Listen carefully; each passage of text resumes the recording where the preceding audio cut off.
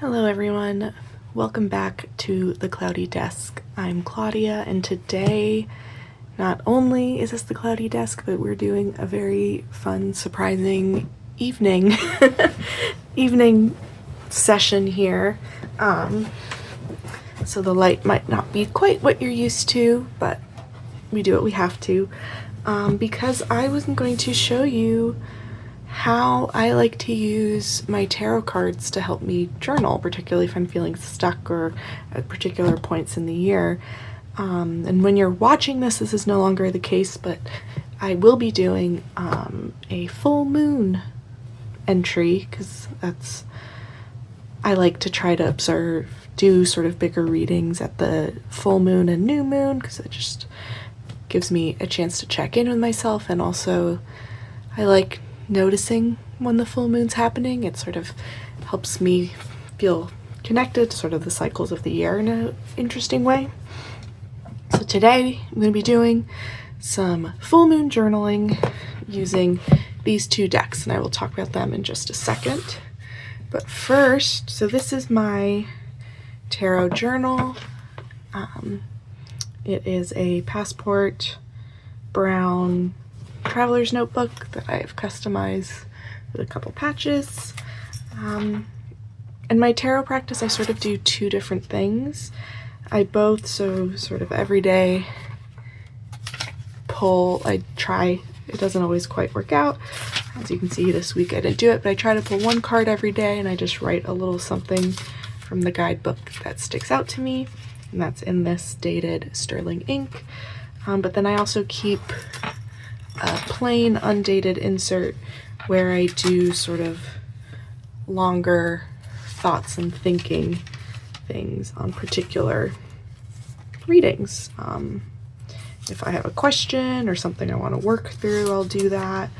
Like, for example,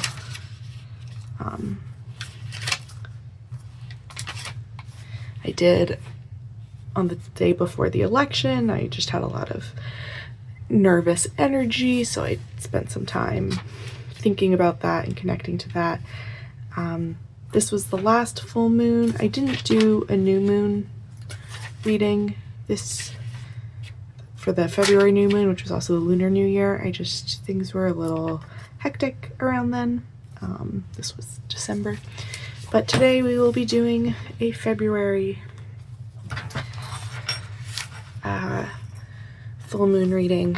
And I like to do them a little differently than I know some people have, so I'll show you that. Oh, but also look at this amazing sticker I got from Kelly Loves Letters.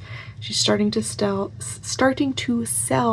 stickers that she's designed, and this is, I think, at some point she was working on a stationary themed tarot deck, and this was the Three of Pens, or sort of Three of Swords. And when I saw she had this, I was like, I need that for my tarot journal. I think I'm gonna put that there because I love it. I also, this insert, I don't know if I necessarily will keep every year. Maybe sometimes I will, sometimes I won't. This one I keep. This is sort of an archive, or something that will be archived, because I want to be able to look back on it.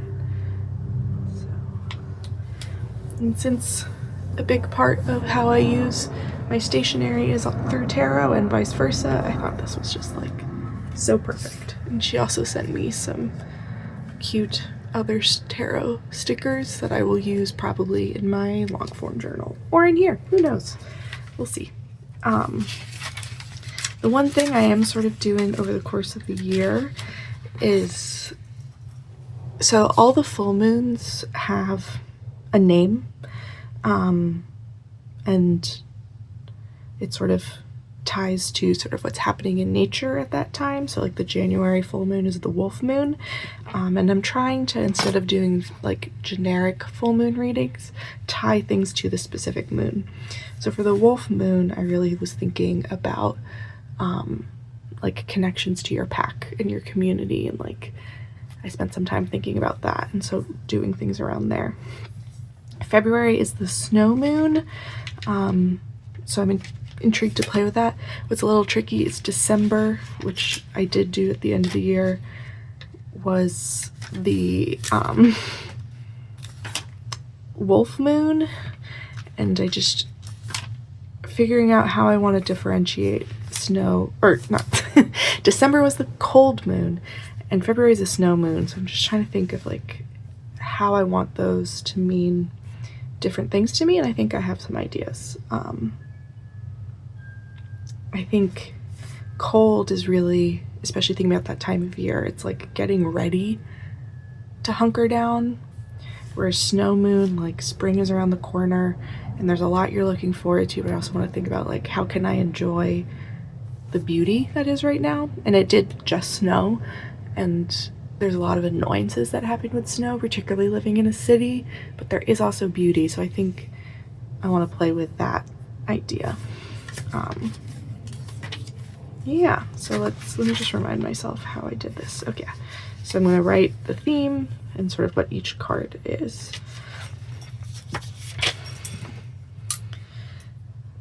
This is the pen I usually use, but because I'm using this for the daily pulls, I want to use something, a different color. So I've got I use a Lockbee Quarto pouch thing as my,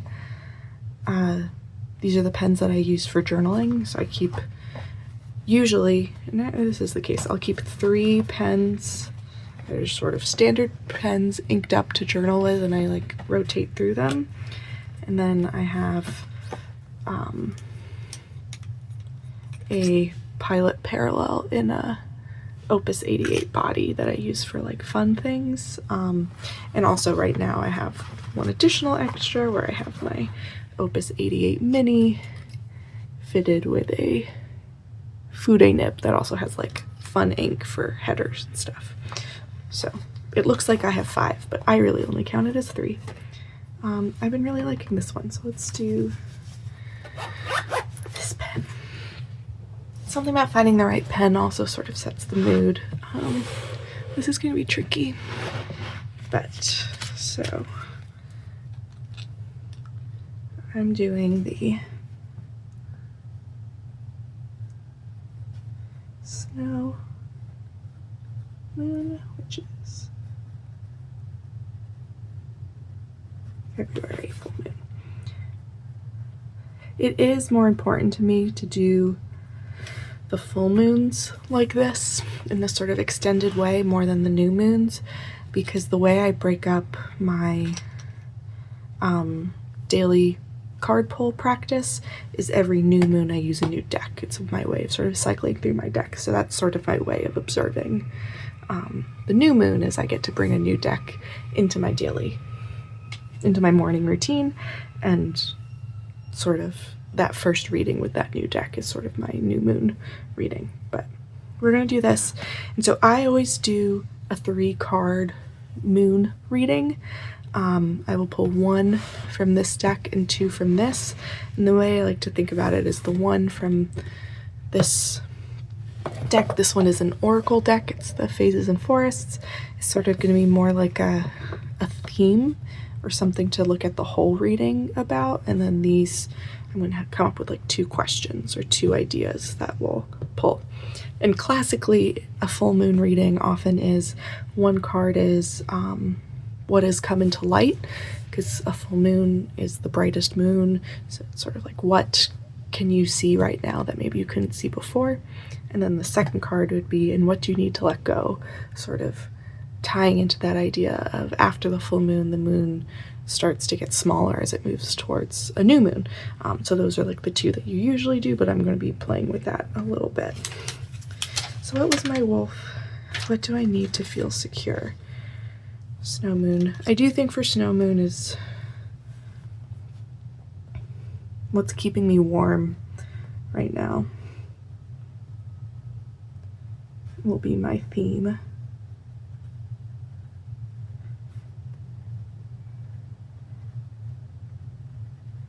That could be literally like where is my comfort coming from, but also maybe what's my fire, like what's inspiring me, what's keeping me going.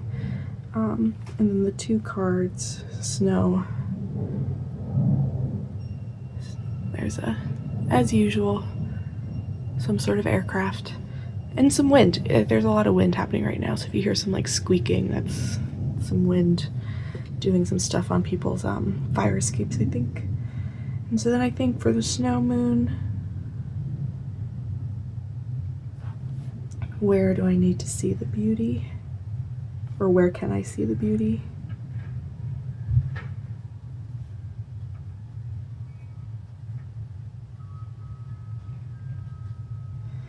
What else do I think about with snow? I have warm. Snow comes a lot of work. You have to clear it. You have to, if you have a house or even live in the city, you have to shovel your walkways. You have to do it. So what do I need to work on? Or what do I need to maintain? Can't just admire the snow, you have to address it. Cool. So I have my questions. Oh, and I always like to write what decks I'm using at the bottom. So I'm using the Phases and Forests Oracle, and I'll explain the difference between these two and why I use two in just a second. And Fifth Spirit Tarot. I love both of these decks so much, and they're like ones I use a lot. So I very much recommend them if they're things you want to try out. And I do believe my friend Cassandra at A Riffle in Time, I'll link to both her YouTube channel and her shop, carries both of these. So if either of these are ones you want to check out, you absolutely can. So this is a tarot deck. A classic tarot deck has 78 cards, sort of across what you can think of as 5 categories. It has a set structure. There's things that have to be in it for it to be a tarot. Whereas this is an oracle deck, so this is really up to the creator to decide how many cards, what it is, what it looks like. You determine your own structure.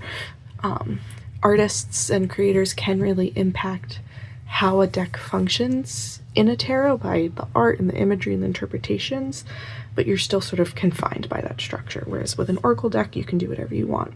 And when I do readings, I like to use an oracle deck as like a bigger idea, and then use the tarot, which tends to have a little bit more concrete meanings behind it as sort of like those clarifying questions.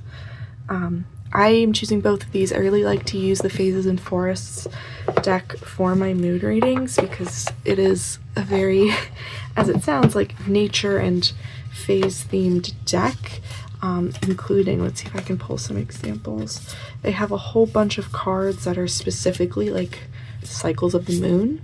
Yeah, like this is a new moon card, and it's all sort of themed around like cycles in nature. So I find this is a really nice way for me to just like tap into that thinking. So I'll pull one of these, and then I sort of think of each of my tarot decks as doing something unique. And what this does is, so Charlie Claire Burgess is a non-binary tarot person, probably identifies as a witch, I don't really know for sure, and they designed this deck to really sort of break the gender binary and other binaries that are present traditionally in tarot. And also I think of this as like just a deeply queer deck that really encourages us to like question assumptions we have about ourselves, about society, about our communities. And right now I think this is the energy I need, because with everything happening in, I'm not even in the world, in our country right now, I'm feeling a little untethered, and I think I need some help getting my ideas straight. Additionally, I don't use tarot as a future telling thing. I don't believe, or it's not saying I don't believe, I just don't do sort of telling the future type readings. I use these as ways to help me doing like this exact sort of thing, guided journaling and reflection, and it's prompts more than telling me what something is, and it's like giving me things to think about that maybe I wouldn't have thought about on my own. My weird thing, I always shuffle 3 times, so I'm going to shuffle 3 times and pull a card for each of these.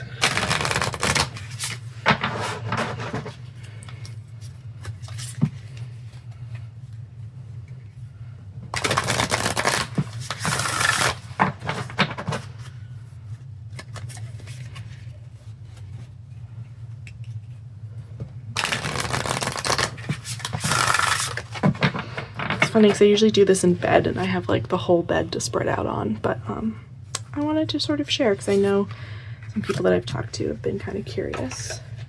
And I flip over everything at the end, but here's the one. Now I'll be taking 2 cards from this one. And this is the guidebook. We'll put that aside for now.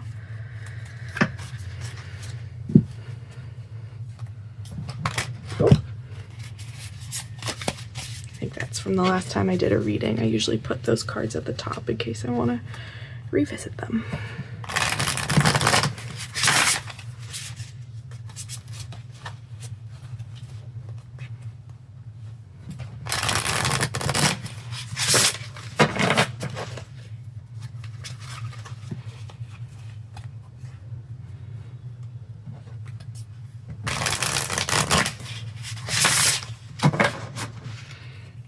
Okay, so I cut the deck, and this one is going to be that first question, or the second, where can I see the beauty? And then this one will be, what do I need to maintain? Yeah, and sort of what I was talking about, this is a queer inclusive deck for World Beyond Binaries. I need help thinking and reimagining right now. Okay. So this is my spread, and I'm gonna flip over each card one at a time and I'm gonna talk you through what I normally think about. I do a lot of thinking before I even start writing, so we'll do that together. So first card is surfacing, and this was the theme question is sort of what's keeping me warm right now. And sort of it's answering that. What I like about this deck is it actually gives you a question, so it's a really nice idea. It's a really good journaling deck because you can just pull a card and it will literally give you a prompt to think about. And so what helps bring you out of deep waters? What is your guiding light? So I think this idea of what's keeping me warm, I'm thinking this guiding light thing is the thing I'm thinking about. Is thinking of like what is finding my direction. Oh, sorry. Yeah, because you can sort of see these 2 lizards are sort of going towards this sun. It's the thing that's keeping me going, the thing keeping me warm, keeping me sustained is that direction, is having that goal that's maybe not nearby, maybe not, this isn't like a short-term goal, this is like knowing what I want my main direction to be right now is going to help keep me focused right now and keep my fire burning, and not letting everything distract me that's happening immediately. I think keeping that long horizon is important. This deck I don't use a guidebook for. I really use the prompt and the art. For this one I will be reading from the guidebook itself. So this is where can I see the beauty? So I pulled, this is the star. I really like this deck because Claire Burgess's art is so beautiful, and there's so many different types of people and bodies and expressions that are in it. So the star is number 17, so let's go to that. Okay. I don't know if you can see this, but I will read it out loud. The star. The star is the calm after the tower storm, when we begin the process of healing. The pool is filled with the waters of life. We are in direct contact with it, a conduit for it. Have you ever noticed that after great struggle often comes great inspiration? That's the star. It's the rejuvenation of hope and the restoration of the spirit and the transmutation of pain into life-affirming art. In readings, the star reminds you to look for your North Star and let it guide you. Maybe your star is your authentic truth, your ideals, or your loves and passions. Maybe it's a book that reminds you of your aliveness or the song that your grandma used to sing. This is a time for hope and inspiration, signs and messages that appear to help you on your way. Make space for healing and seek out things that soothe your soul. Lastly, when you're ready, the star welcomes you into radical acceptance and forgiveness of others and of yourself, because that's part of healing too. So first thought is these two have very similar energies happening in terms of like guiding light and having that sort of larger hope, inspiration, goal being the thing that's going to like help me get through. I do think it's really interesting that my question for this card was, where can I see the beauty? And this is very much like connecting to the things that I like to do and the things that inspire me will help me see that beauty. And leaning into my hobbies will help me see more clearly, I think. Yeah. It's just all playing together really nicely so far. And then this one is, what do I need to maintain? So again, in terms of thinking about the snow, there's work. It's not just leisure. What is the work I need to do? Five of Swords. This one comes for me a lot. You can even see in this book, this is sort of like a page that it opens to naturally, because this is not the first time or even the second time I've pulled this recently. So Five of Swords. And again, the question was, what do I need to maintain? Where do I need to do that work? Not all victories are worth it. And this card is a red flag that you're headed toward a lousy, worthless fight.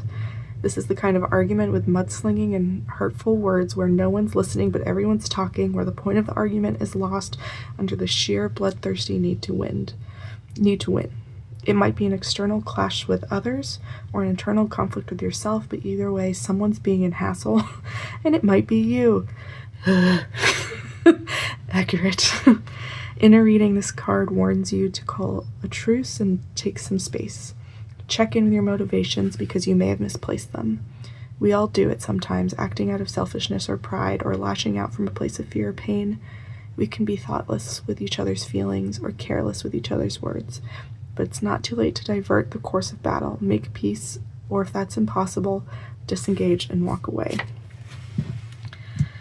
So my question was, what do I need to work? What do I need to maintain? What's that work that I need to do? Oh, my partner just came home. Let me, just 1 second. I'm just filming a video.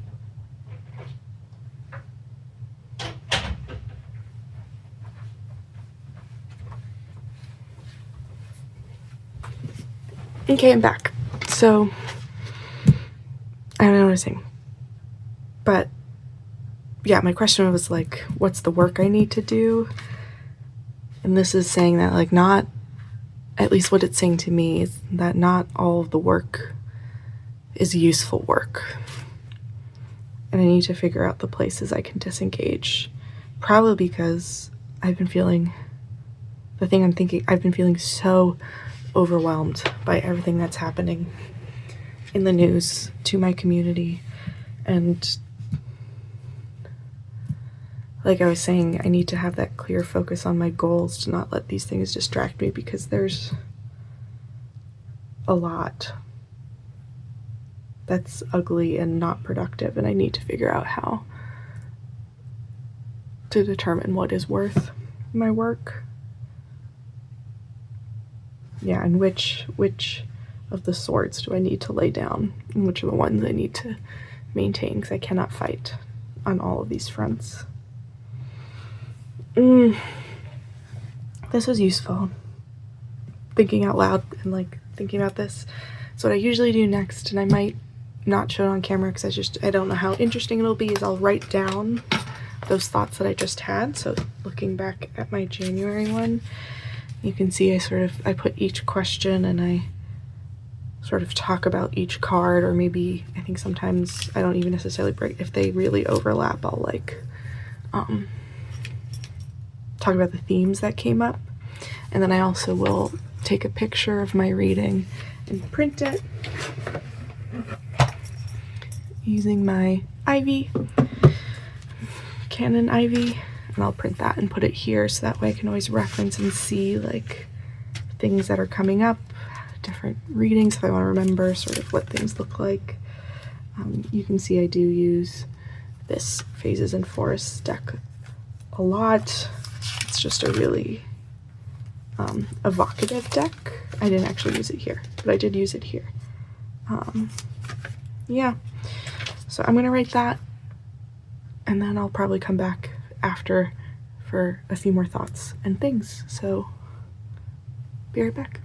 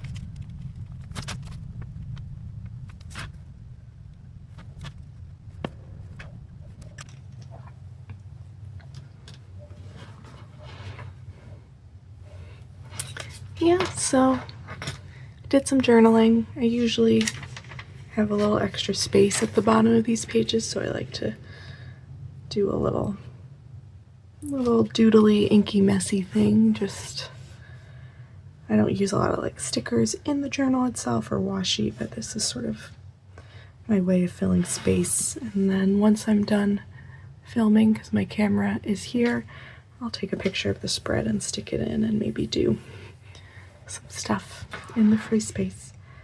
But yeah, let me know if you have any questions about tarot, if you're someone who hasn't used them before, if you want to know sort of what that looks like more for me, or if you like this and you'd be interested in seeing some of my other things that I do. Like, I don't know, do you want to do, what is the March moon? The worm moon. Are you interested in doing my worm moon spread with me? Let me know. Yeah, if you have any questions. If you are a tarot person, do you do moon readings? And if so, sort of like how do you manage them? But really had a lot of fun hanging out doing this. I know it's a little different than normal, but I like sharing the things that I get excited about, and this is one of my things that I like to do in my notebooks. So thank you so much. I hope you are having a wonderful evening, day, whatever, when you're watching this, and yeah, bye.